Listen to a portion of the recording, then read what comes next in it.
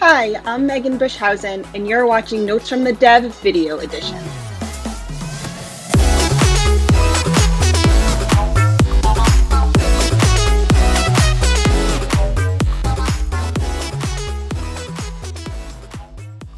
And you've seen it there, folks. Let's get the live Megan Bushhausen in here. I love working on this show with her. So much fun. We have so much fun just getting to talk to people all over the world, talking about coding, all email development. Love it, love it, love it, love it. Let's get Megan in here, shall we? And then let's go ahead and get Anne as well. Hey, friend, what's going on? Hello, hello. Hello, hello. Coming to us loud and clear. All right. And then we got Anne. What's going on, Anne? Let's get Shawnee in here. Got Shawnee. Here she comes. Here we go. All right, here comes Shawnee. Perfect, y'all. Yeah, and like I said before, we were talking about Notes from the Dev. If you want to watch that series, there should be a link in the chat. Feel free to join that and watch it on YouTube and all that fun stuff. Y'all, how is it going? Shawnee, Anne, Megan, what is up? Hi. Good. Good to see ya. Super excited about your panel. Whole thing today. Useful and tips. You guys, yeah, so many useful tips. We had so much coming down the line. So much. I think someone said earlier that they have so many tabs in their browser open right now from all the articles that we sent. So hey. At the end of the day, you know what? I want to hear on Twitter. Someone tell us how many links, how many tabs do you have open today, just from all the content that was shared. I would love to know, seriously. So awesome, y'all. So we're gonna get the segment going and started here in just a moment. Throw your questions in the question tab, please. Throw them in the chat, but most importantly, throw them in the question tab so we can get those answered by our wonderful panelists. Yeah. Let me do one more thing. Let's make sure we got y'all's presentation up here. Good to go. Here we go here. All right, y'all. It should be a lot of fun. I will see you guys in just a moment. I'll let our wonderful panelists take over, and we'll wrap up after that. So, panelists, go ahead and take it away. See y'all down the road. See ya. The nerds have gathered. We're gonna talk shop, and I am wicked excited, especially with Shawnee and Anne, who are both absolutely amazing, and I adore them. And they're my heroes. You. Oh, thanks. So this is our panel for today. You already met me earlier. I'm Megan. We have Anne from Emails Y'all, and she does Email Loot, which is email geek gear. That's pretty awesome, so check that out. We also have Shawnee, who has worked on Shawnee's worked on some awesome big brands doing email design and development. And I am super excited to have her here also. So we have some questions prepared. Throw your questions in the question box though, because we're the last session of the day. So who knows, we might just go rogue and just start answering them stuff. We could.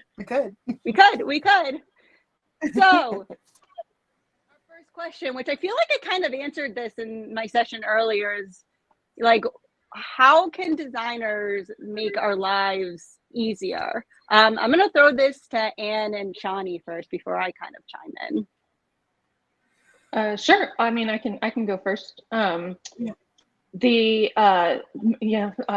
kind of have to echo what Megan said about being brought in early in the design phase, because there's a lot of time that can be saved by me being able to tell you straight up, oh, hey, that can't be done in email, or this is going to take a really long time to do. So, I mean, being brought in early to be able to just, say those things straight out makes everything go faster. Yeah.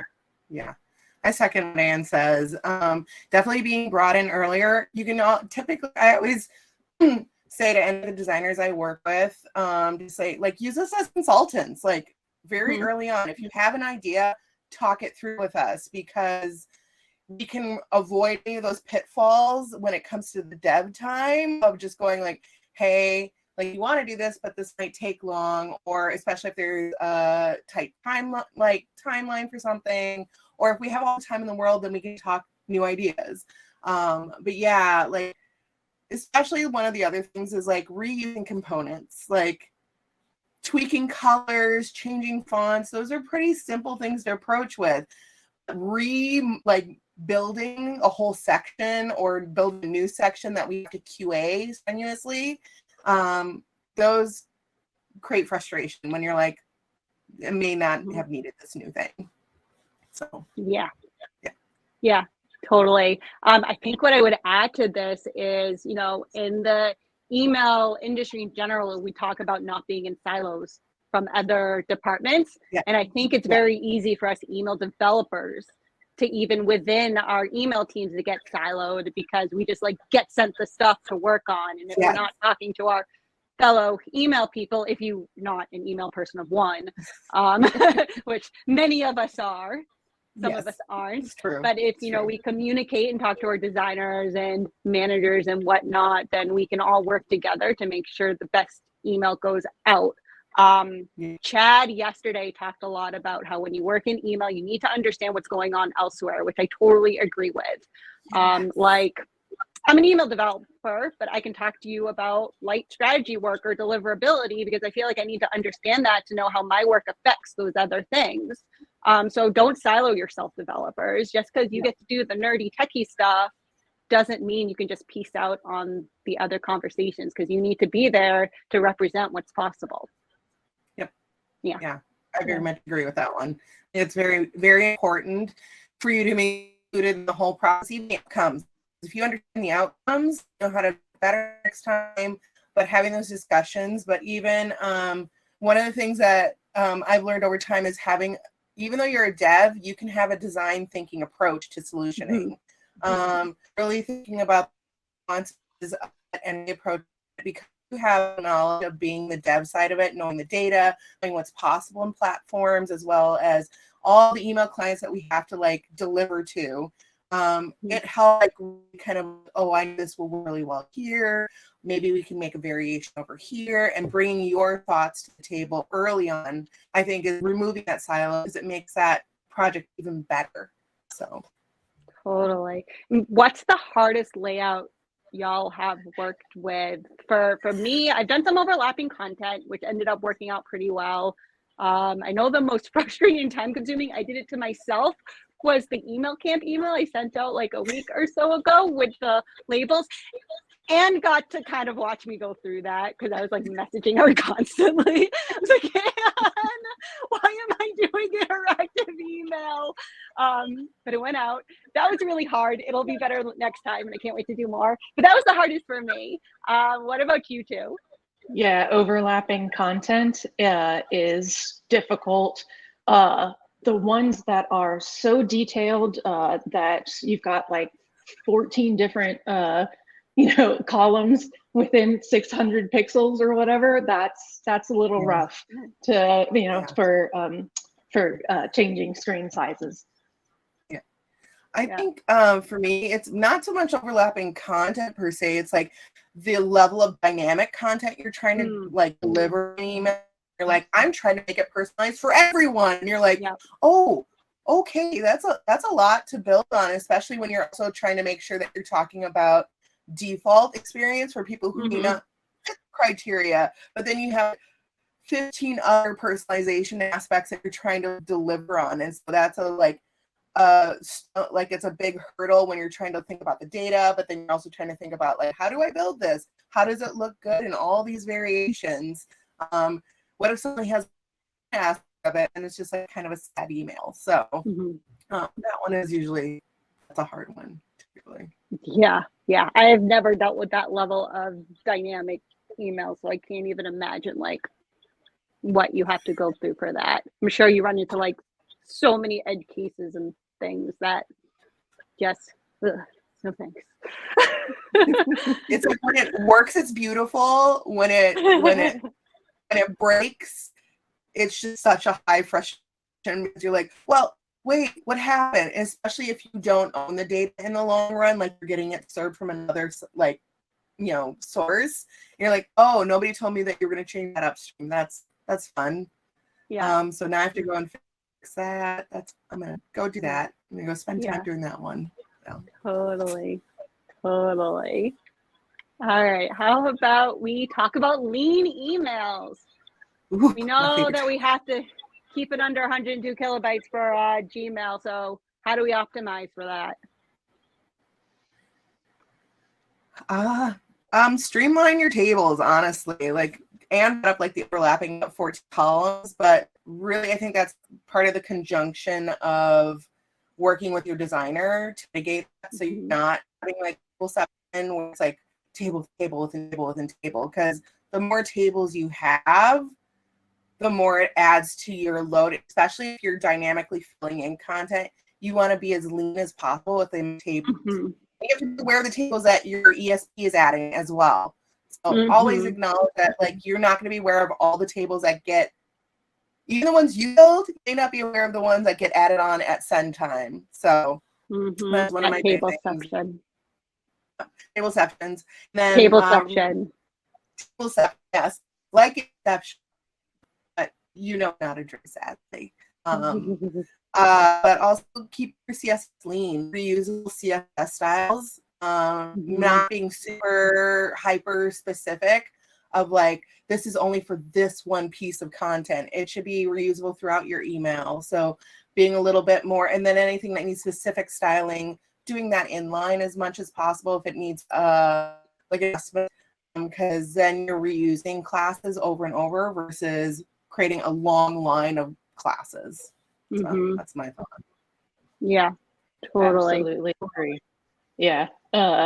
Also, I recently went through, all right, so first I would say, think about it from the beginning, from when you start coding your email, like trying to limit the amount of, code that is, possible to eliminate. So I went through recently a situation where I had to get this really long EDS to eventually get into, or to not clip in Gmail. So I had to go through every single line of inline styles and delete anything that was like, padding, padding top 0 or whatever. So I mean, like, don't put in extra stuff unless you absolutely have to. There are some situations in which you need to specify 0 padding. I'm not saying there are, but they're like, if you don't need to add that extra bit of CSS, don't add it, because man, that could be the one thing that just flips you over the edge, and now your footer is not showing in Gmail. Yeah, don't inline code that you don't absolutely have to. Absolutely. Which ESPs can bloat that up real fast. Automatic inliners can bloat it up real fast. Absolutely. So just be mindful of that for sure. All right. Yeah. Think we said all we've had to say there? I think so. Yeah. The max file size for Gmail is 102 kilobytes. Yep. That doesn't include images. That's just your code. That's just your images. Code. You don't have to keep your images under that. Although you still should keep your images as small as possible. But it doesn't count in that code weight. Don't load up a 20 megabyte image. No. Or GIF. No. Don't do it. No. I think my last note is just being aware of what your ESP does, because moving to one, I think the one thing I've learned going through many migrations in my career has been do a lot of test sends and see what the raw code is, because if you don't know what's being sent, you don't know what you have to overwrite or overrule is a better term, or what things are going to make your life even worse in the long run. It's worse when you're trying to solve a problem and you're not aware of what your ESP is doing. So. Yeah. And I'm looking at Seo's posting a bunch of stuff. Yes, I know some special characters can also cause clipping in Gmail. So if your code's underneath the threshold and it's still clipping, then just check out some of your special characters, something there may be going on. Yeah. All right. What we got next? So how do we handle live text and different layouts and languages and whatnot and all that? I know e-commerce especially gets very image heavy when a lot of it could be just coded and be fine. So how do we handle all that? Sorry, e-commerce folks. Yeah. Well, everybody probably already knows how I feel about live text. Live text is absolutely necessary. Please do not Yes. put text Agree. in an image if you don't have to, if it's not like an absolute edge case. Because and the reason that we do that is not only because it's more legible for everybody, but also for accessibility issues. You know, people who use screen readers need live text in order to read out you know, that content to the person, you know, consuming the email. And so live text is really the best way to go if you can. Regarding different languages, I am currently doing an email for Cameo that has a bunch of different, I think there are 5 different languages that I have to support. So there's lots of handlebars, if else statements for that. And I find that to be a lot easier to handle as opposed to making like one English email and then below that one French email. Yes, it lessens the code. It's not as heavy, and you can with the handlebars code and everything, you can see that being put in while you're coding, so you can see if, you know, the Japanese characters maybe take up 3 lines where, you know, English only takes up 2 or something to that effect. Like there are different languages can get different you know, sizes of words, and that can be very that can be, you know, a problem if you don't, you know, be aware of that and do something to counteract it. Yeah, try going English to German. Wow. Yeah. The words get very long. It gets very long. I very agree, and I think it's a start design. Because if the design doesn't allow for other languages and it's not a flexible enough design, you're just fighting this losing battle of trying to make languages that are that you started with the design in English and fluent, and you're like, well, you'll just make it work, and you're like, well, no, if it's a tight space, I can't make that work. Like certain, like German, even like a lot of languages can run long and words can't break, and so you're essentially break container.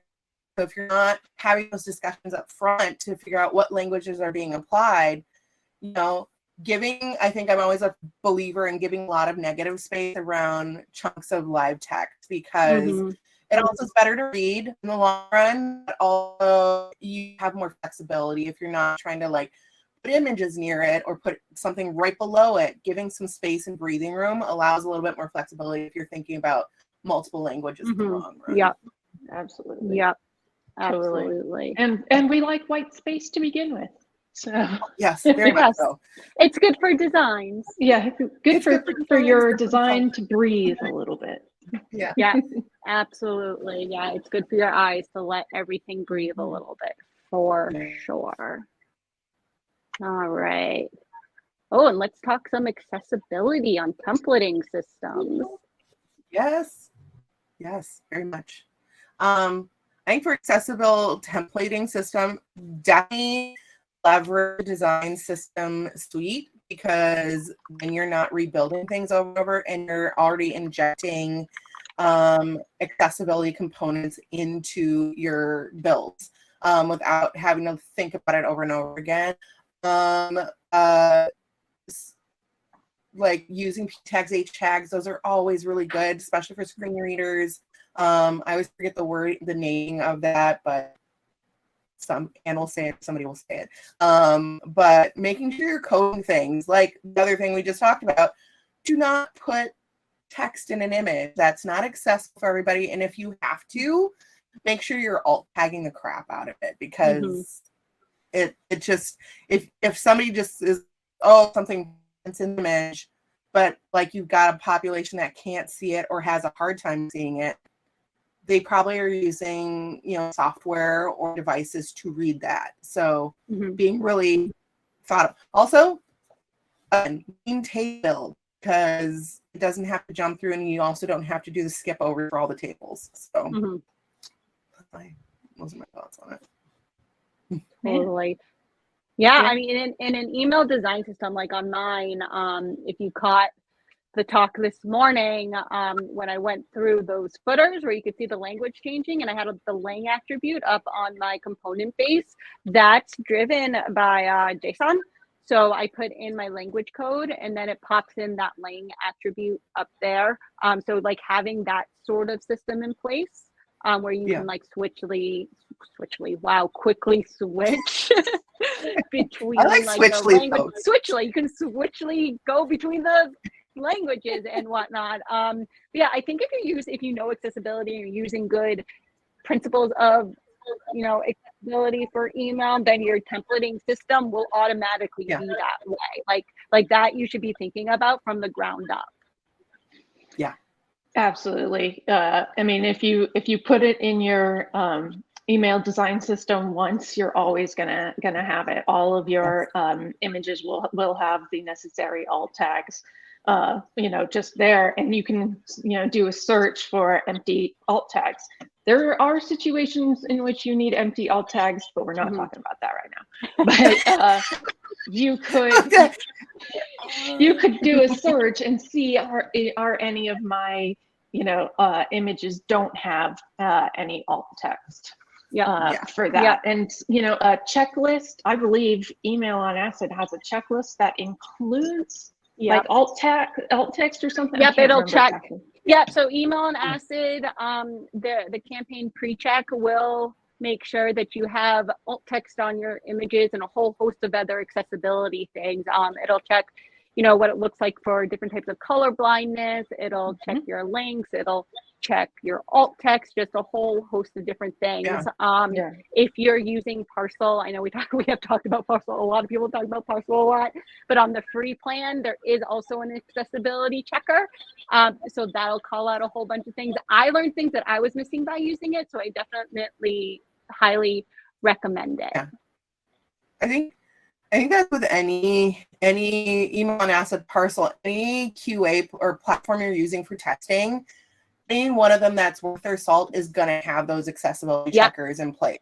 If you're not getting something you're using right now, make sure you need to find something new, because just because you're like, you can't check everything. That's the thing. Like with just looking through your code gets dense. You're going to miss things, and it just happens. So that we leverage testing platforms to be able to kind of cover things that you're going to miss. I use it all the time, especially in building new components for an email. Is definitely gets run through a testing platform and making sure that I cover everything. And also have a testing team with I've thankfully had the opportunity to work with, leveraging them to help you cover bases that maybe a testing platform may not cover. Have access to multiple versions of software and devices, and so they can tell you if this is a bare minimum, you're meeting it, but here's where you're exceeding, or this is where there's a massive deficit in your accessibility. So that's one of my other things, or advocate for that, and especially if you're at a larger company, that should be advocated for, is to have accessibility partners or an accessibility service. I know there are companies out there that do that. So absolutely. Yeah. If you're interested in more about email accessibility, not to promote something else I've done, but I did speak about email accessibility at Unspam back in January, and that talk is on YouTube. So if you just head onto there and search for really good emails, you can find it. And there's also a lot out there about email accessibility written by people in the community. Definitely an important thing to dive in on. I think I gave a talk on it as well. But you can find that one on YouTube. Just go to emailsyall.com and go to the YouTube. You'll find it. Yes. So excellent. Resources are out there. Yes, they most definitely are. So those are all the questions we prepared. So I think we have a few minutes to answer any other questions that people might have. I saw some good ones come in. Let's take a look. Oh, I love this one from Andrew. We're gonna go with that one first if we have time. Thomas, do we have time? Oh yeah, For we like got one? time. You're Okay, we got time. busy answering both y'all, all y'all. That's why I was like, I'll let y'all ask whatever you want to ask at this point. Go ahead. Yeah.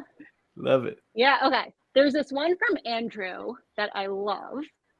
What are your thoughts on designers who code and coders who design? Would an employer desire such a person to perform both duties? So I have been that person. Oh, sorry. Sorry, I mean, that's I cut you off. Yeah. Yeah, I Go think ahead. developers need to understand design, and designers may not necessarily completely understand development, but I think it's great if you understand the general principles. At my position before Cinch Email, I was an email person of one, and I didn't actually know a lot about email development. I came from the design world and walked into a bunch of custom coded HTML templates that were specifically for MailChimp, and I knew HTML and CSS, and I had to kind of just dive in and learn it. And that's kind of how I got into email development. So I was designing, and it was mostly newsletter driven. So I was designing the newsletters in Adobe XD because that's what I had. And then I was translating it all into code. So yeah, I think it's great to have both skill sets. And I think especially at smaller organizations, it's very much needed for sure. Yes, Yeah, very much. Totally agree with that. There are some jobs out there where you need to be the one and only. So you need to know a lot about design and development. But I completely agree. People who, designers who code and coders who design are, I mean, I think you need at least some of that.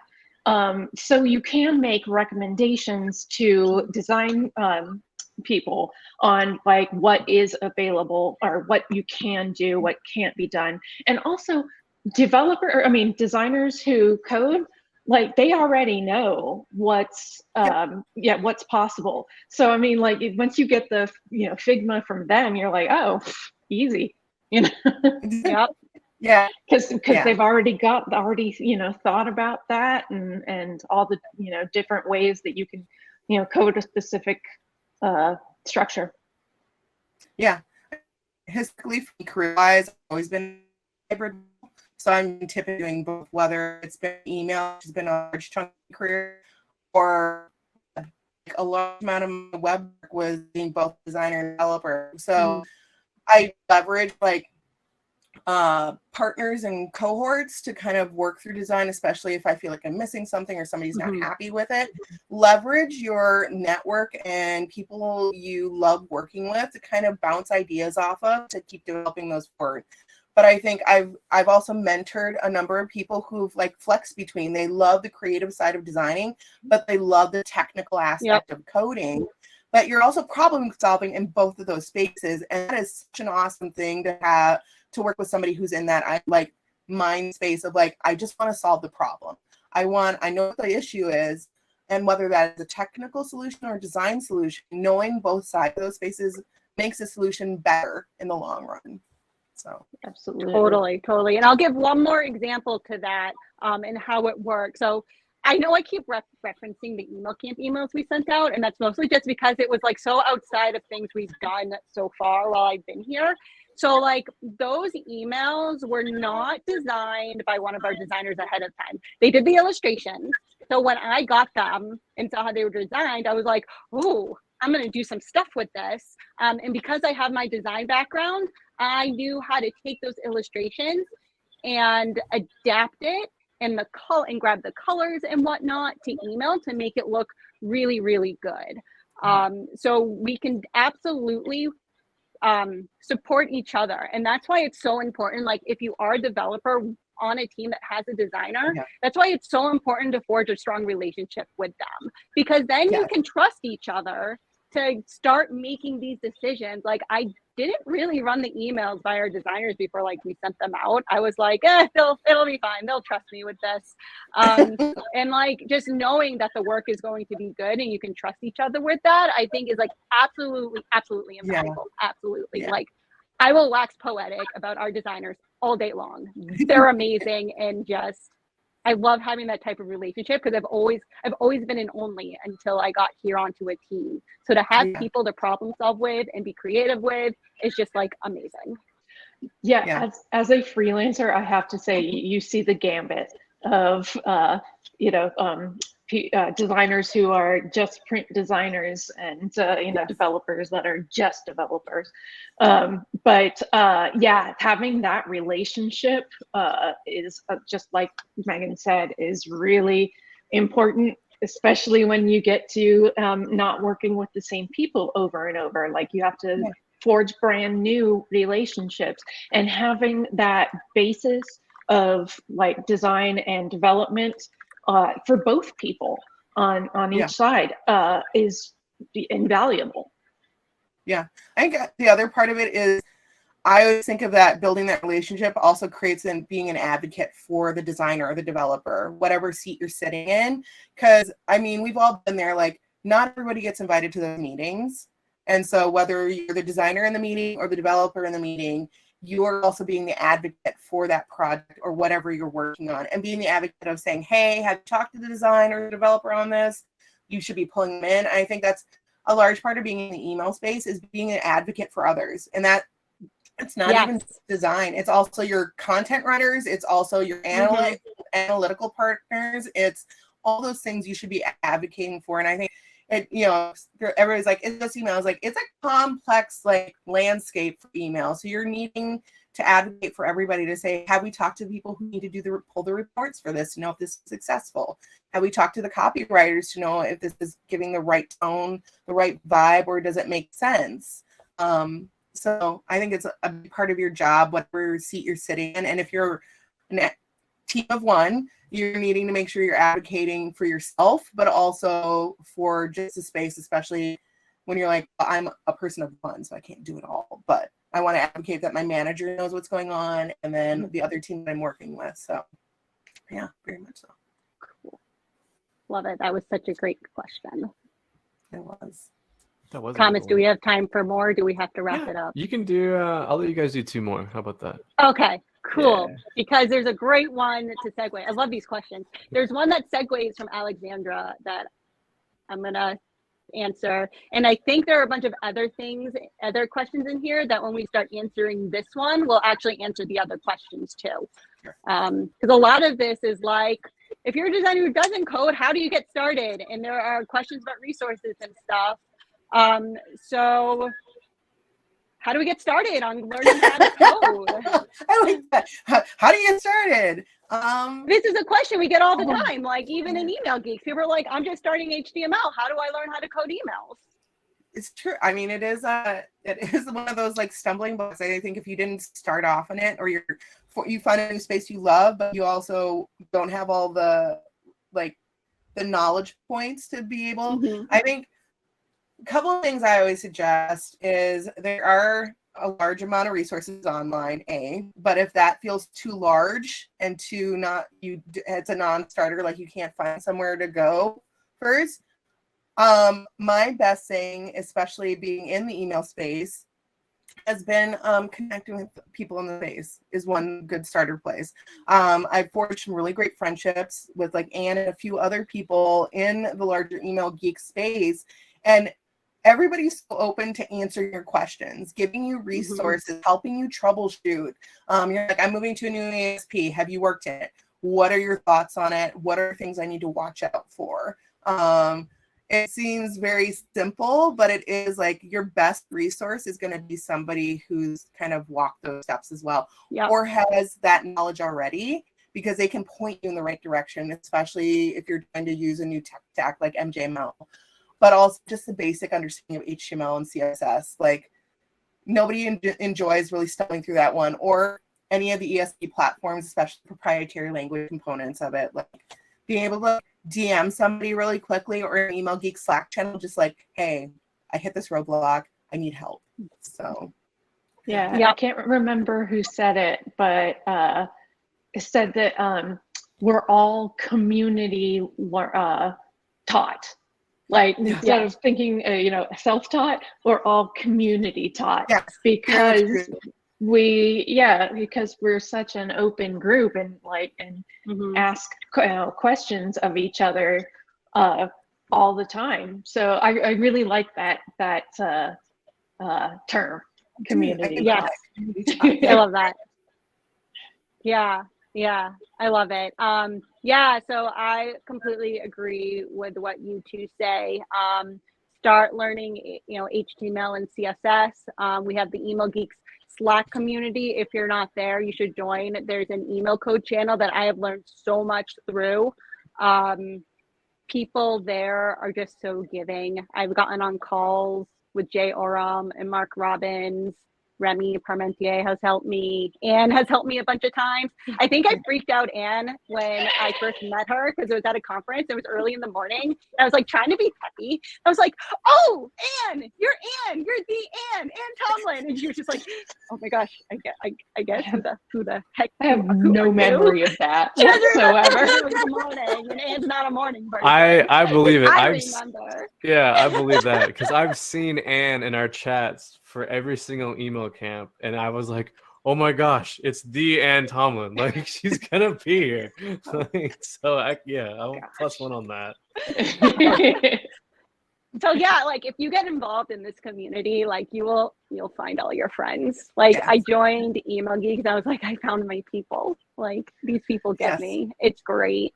I would say if you are really looking for like a teach me type of course type thing, thebetter.email, yes, I believe. I was about to mention that. Jason Rodriguez is, I think it's thebetter.email. Yeah, it is. Okay, great.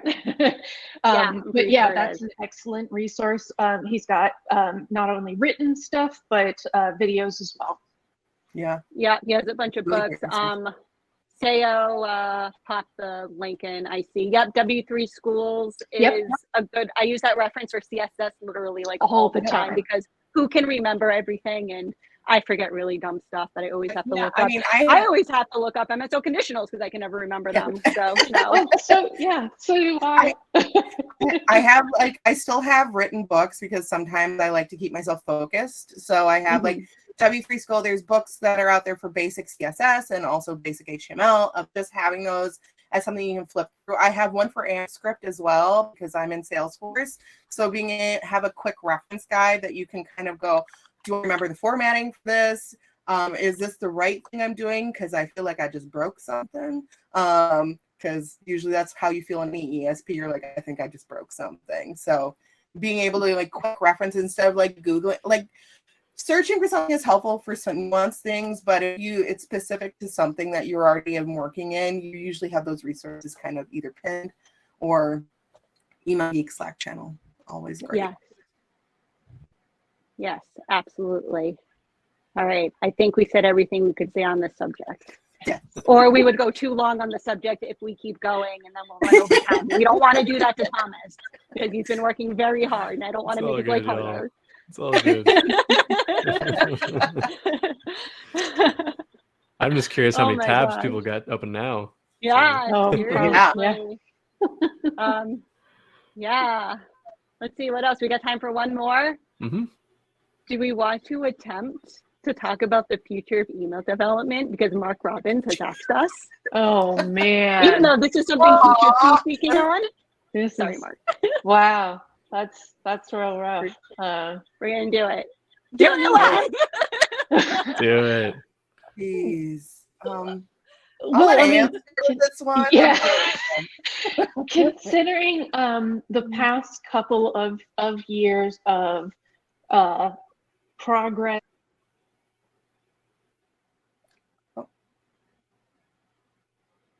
Oh, and we lost your sound. And we lost you. Sorry. There you go. Now we can hear you. Can you hear me? Yeah, now we can hear you. Okay. So, thinking about the, the past couple or the past 5 years or so, its progress is a little slow. We don't have email standards, and that always is, an issue. And I believe that that's one of the reasons why we don't see large jumps in email development availability, because you have to say, okay, one person might be, one email client might be doing something awesome, but there's we have to wait until, or we have to think around, another, I mean, I would basically just say, like, it's slow, but I see it improving, and I hope that the email markup consortium, Yep. right? Plug. Yep. Emailmarkup.org, check it out. Yes, definitely. Yeah, I really hope that does a good job of putting getting at least some standards in place. I think that would help the not only the community, email in general. Yeah, just all in all, I think that's where I personally see the future of email going. So yeah, jumping off of Anne's thoughts on it, I do think it's going to be a quorum with the designer and developers of the space more so than the platforms, because there's so many levels to platforms. You've got large ones like, the Microsoft of the world and the Googles of the world, and they're not going to come to a quorum on how they consume email code or how they develop or display it.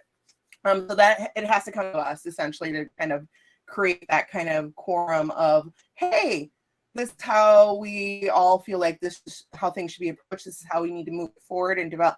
Because I think we all talk to each other. We're not such a large landscape of professional people that we can't have those, like, hey, I agree to that. That makes sense. That's how I was coding stuff. I think that's kind of the future of email, is more of a community-based set of standards versus coming from platforms or browsers, because we're dealing with multiple spaces that we're sending email to. That's just, I don't think that's going to happen in a long time. We can also, as a large group, start demanding, I think, or start asking those questions of those platforms to make email better in those spaces, because I think it's one thing if singular companies are asking or singular people are asking, but if you're as a large community of professionals saying, hey, this sucks, we're always going to say this sucks. And I know they're like, Google's probably like, they don't care. It's like, people care.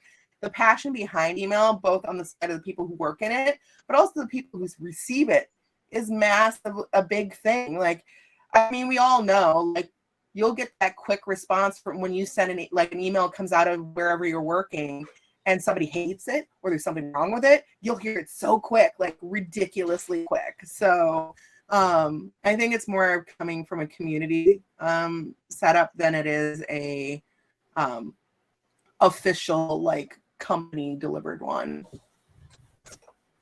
Totally. Yeah. And email markup is definitely trying to pave the way there. Talk to ISPs, ESPs. How can we make email more standard, accessible, better for coding, better for users, yada, yada, yada.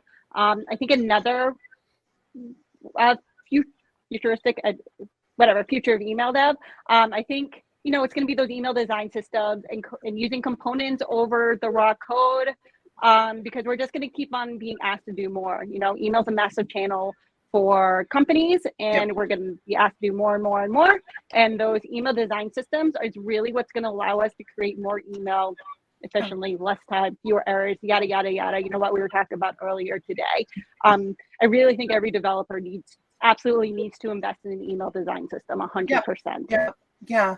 And I mean, especially if you're a team of one, it helps you in the long run of having a design system at hand. But also, I think the other future component is understanding where everybody's at, because I think sometimes there's that daunting thing when you go to like talks at conferences and stuff, and you're like, well, I'm not there. And just reiterating, like, you're making decisions for the company you're in and the team you're on, not per se trying to be on those large scale, like, it's very rare, honestly, but those large swathing teams where there's a whole bunch of email developers and designers in play to be able to do all the unique things.